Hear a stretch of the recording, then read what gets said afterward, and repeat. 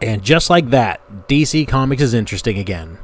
What's up, everybody? Lines on Paper here, and this is my review of Justice League Last Ride by Chip Zdarsky, art by Miguel Mendonça. So, Justice League Last Ride is a book that flew under my radar. I really didn't even know about it until a couple of weeks ago, and then I saw that Chip Zdarsky was writing it. You know how much I enjoyed his Venom run, so I decided to give it a shot, and I was certainly glad that I did. So what is this book? What's it about? And why do I like it? Let's get into that right now. So the book starts off with a monologue from Superman, and he's going through kind of an existential crisis. He is recognizing that it's just fight after fight after fight, and he's finally getting tired. And you can tell already from just the first page that something's changed in Superman. Something's up with his dynamic.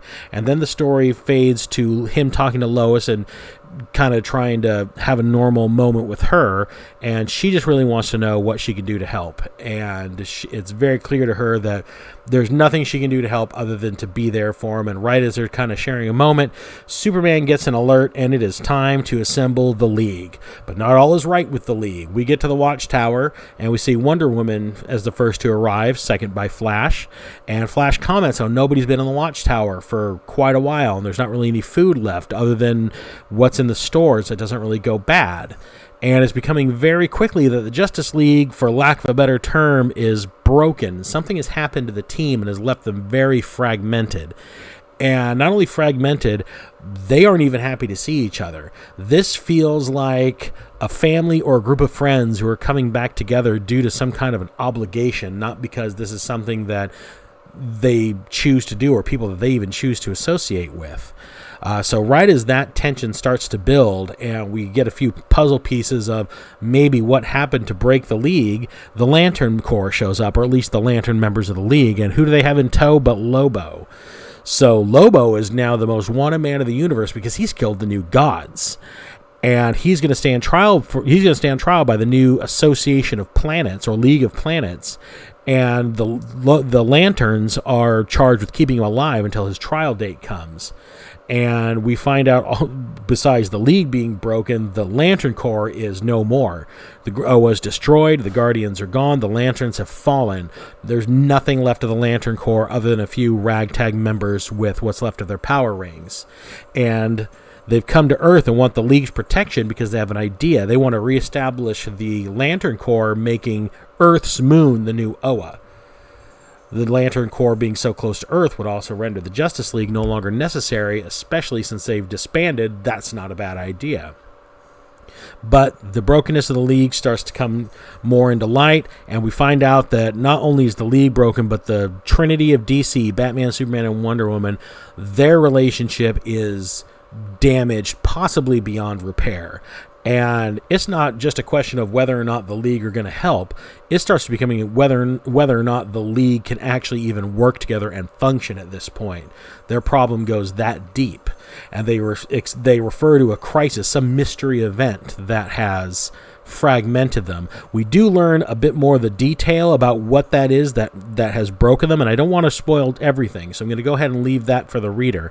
But they do plant seeds that something has happened that has rendered the League just a shadow of what they used to be, and put a big rift between Superman and Batman, primarily.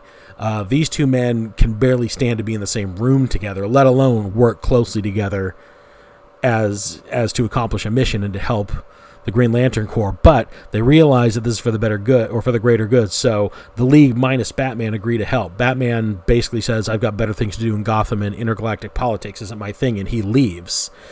This leaves Batman, or Superman, extremely upset, and he's already, in this story, a man that's at his limit. He is done with this. So he goes to the Batcave and has a heart-to-heart with Batman, saying, listen, I'm tired. I can't do this for much longer. Can't we just this one time put our stubbornness and your obstinance to the side and just do this one thing and try to do some good with what time we've got left? And that's where this story leaves us. And man, I loved this story. It was excellently written, perfectly paced.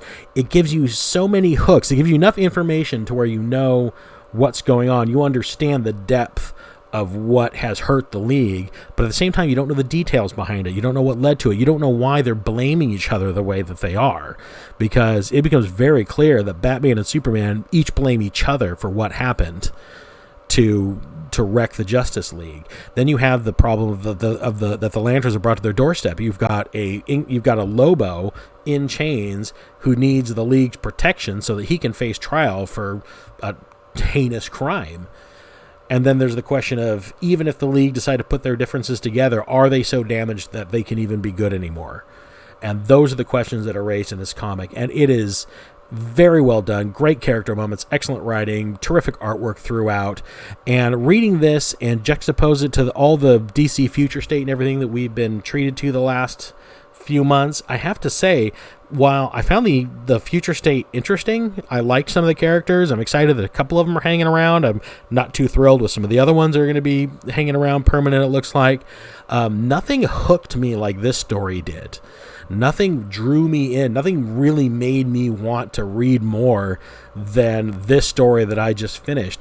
And it got me thinking about the DC universe as a whole. I mean, what would I rather see? Would I rather see just kind of this changing of the guard, this new kid, this chaotic omniverse where everything can happen and nothing can happen, and so really, why does anything matter? Or a universe that's more cohesive? Just imagine if they would have done a comic series that outlined the crisis that they refer to in this Last Ride storyline, and we get to see the details of what broke the Justice League down, and then in the individual comics that's reflected.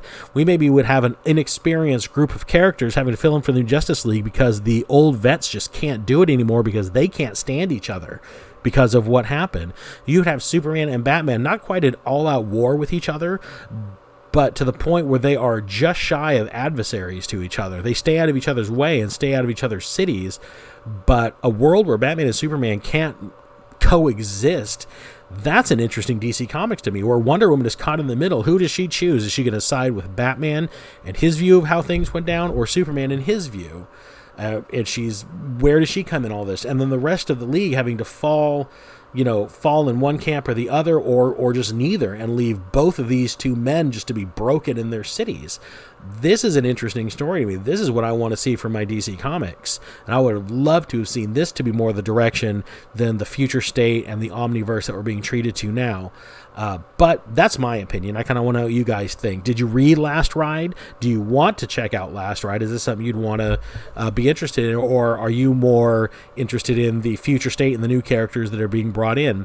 Would you have liked to have seen this type of story be more the narrative line-wide for DC Comics, where the main characters are still there, but maybe not sidelined because they're going away? They're sidelined because something has fractured their relationship and the Justice League needs to carry on with new blood.